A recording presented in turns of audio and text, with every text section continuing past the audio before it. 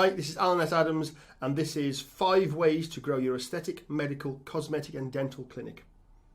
Now, as I go through this, the individual tactics I'll list. If you scroll down the blog, you can actually click through to blogs about those specific subjects, so make sure that you take advantage of that. One of the biggest mistakes clinic owners make is to focus solely on the marketing of the business, and typically they'll focus on just one marketing pillar rather than 6 or 7 strong ones. They actually need to be feeding into their website or getting the phone ringing. Marketing your clinic. The number of leads is the first thing you should be measuring. So if you're getting people to call you, you need to know where they come from.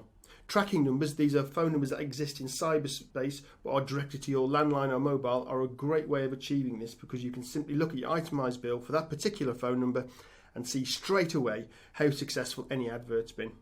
If your strategy is to drive people to your website, then you absolutely need to be using Google Analytics so that you can track where people are clicking through from: email, social media, pay-per-click and the like. Increasing leads for your clinic.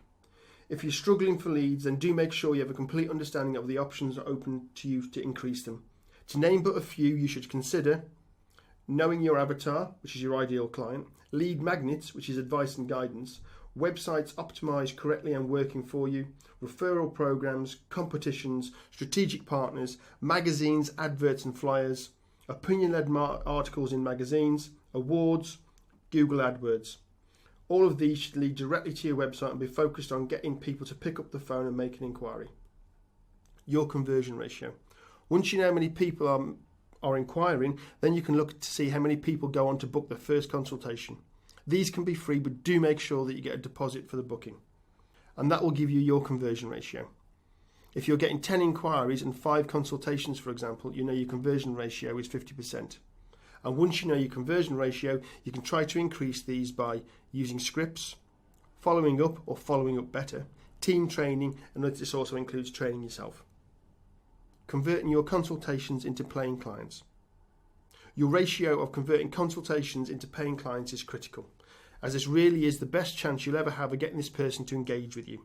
And remember, it's genuinely not about selling to them, it's about helping them to buy. If you need to convert more of your consultations into paying clients, then you need to consider sales scripts to convert, how to raise your profile, understanding the lifetime value of a client. Increasing the average spend.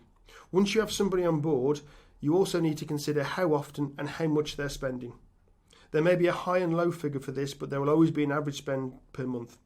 Consider increasing the average spend, how price rises or cuts affect profits, the difference between time and value-based pricing, psychology of pricing and having different price points, understanding what you're making on each procedure, and your avatar. And that's your 5 ways to grow your aesthetic, medical, cosmetic and dental clinic. Remember to download your free guide, Double Your Turnover, Double Your Success.